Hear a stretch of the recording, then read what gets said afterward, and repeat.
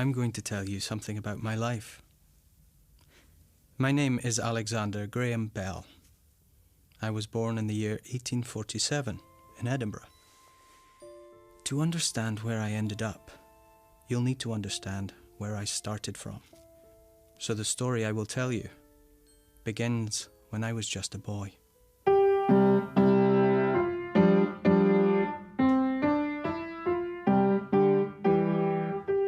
By the time I was 10 years old, my mother was almost deaf. She liked to listen to me playing the piano, although I'm not sure exactly what she heard. She would sit beside me with her hearing tube pressed to the piano and seemed to like it, even though I didn't really play that well.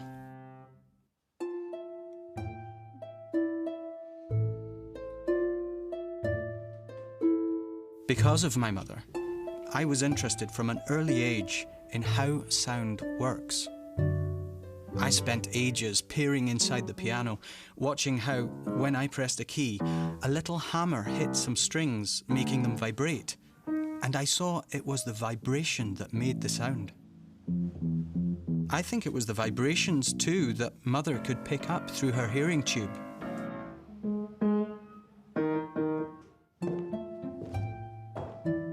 Sometimes in the next room, my father would be teaching one of his pupils. It was his job to try and help deaf people to learn to speak. He'd invented a system that helped them learn how to move their throat, tongue and lips to produce the vibrations to make the different kinds of sounds that went into speech.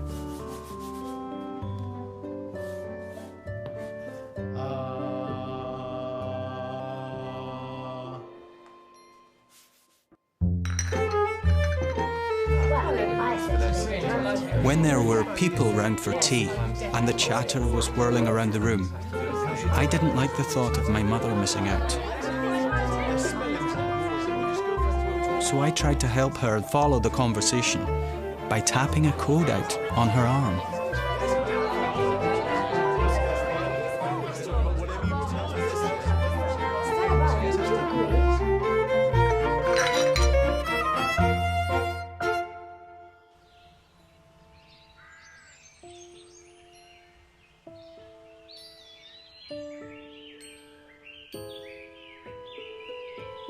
Perhaps because of my mother, I was so glad that I could hear. I was so aware that the world was full of sound. I would go out and walk sometimes just to listen, and it was like the whole world was vibrating all at once.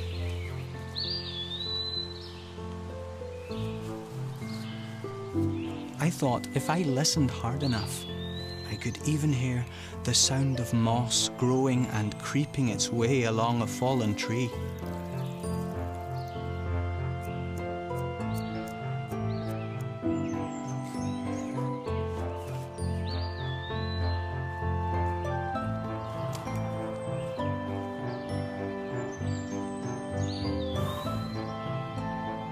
I was always tuned in to the sounds things made. And even when I grew up, I was still listening. But now I had my own ideas too, about how sound worked, and about all the things it might be possible to do with it.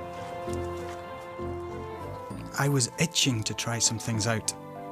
So my father set my brother Melly and I a challenge to invent a machine that could replicate the human voice. A talking machine.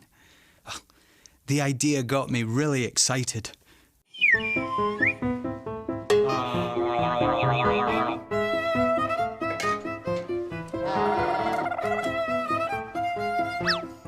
We tried to figure out what it was that made the human voice come out at all.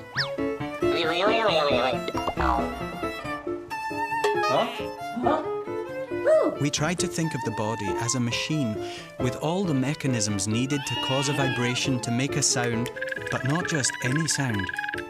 All the different kinds of sounds that make up speech.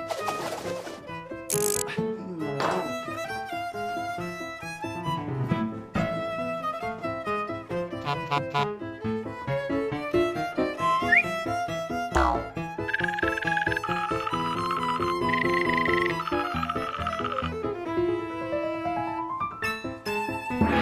made something, and it worked. Well, kind of worked.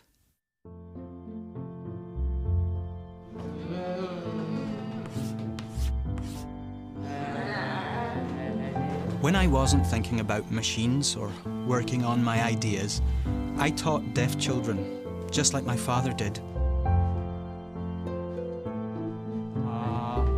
I never forgot that some people, like my mother, could hear very little or nothing at all.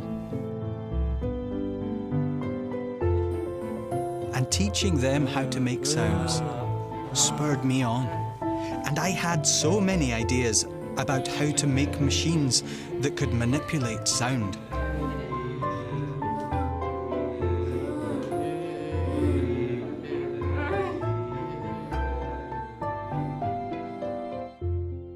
Then a chance came along for me to try out some of my ideas. I was asked to find ways to improve the telegraph machine. The telegraph machine was a relatively new invention, used to send messages from one place to another. Before the telegraph, messages had to be handwritten and sent by horse and cart. Well, this was so much quicker.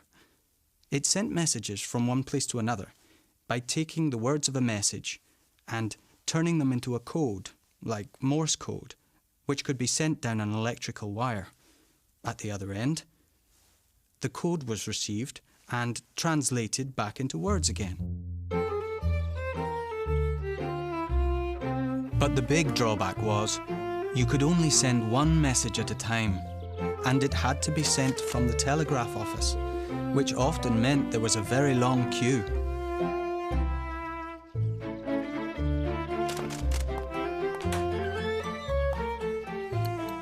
And when the messages were received at a telegraph office somewhere else, they had to be printed off one at a time and delivered to the right address.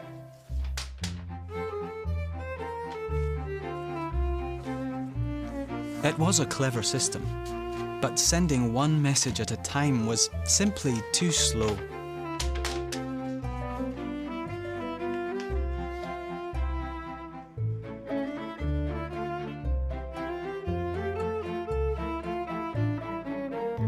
I was working on how to make the telegraph machine better, but I kept coming back to a different idea. What if, rather than turning a message into a code and then sending that code along an electrical wire, then turning it back into words again, what if you could send the sound of a human voice so that one person could simply speak to another, even if they were far away?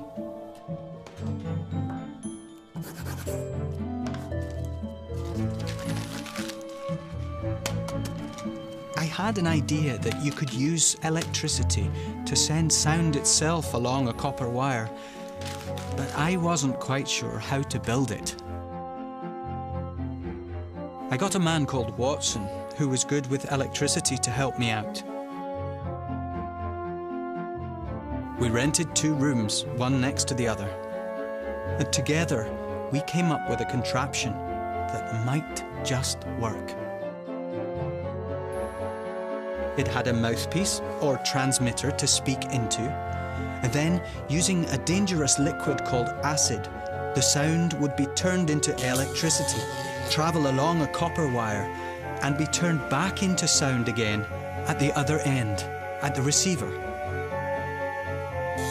We had something that we thought might work, and we got ready to try it out. But just then, at the crucial moment, "Come in here, Watson, I need you." I spilt acid on my trousers. It was burning my leg.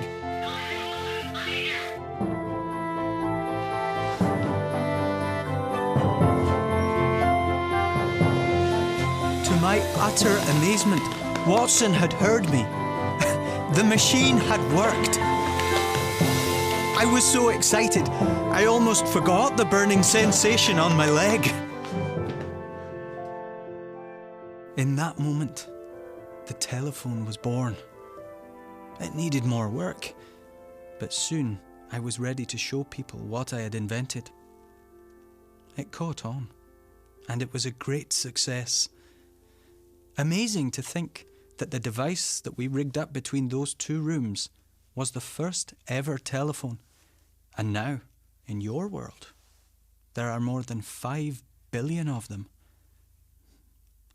What had started with me playing piano for my mother and peering inside to see how it worked led me down a road that ended in an invention that, quite frankly, the world now simply couldn't do without.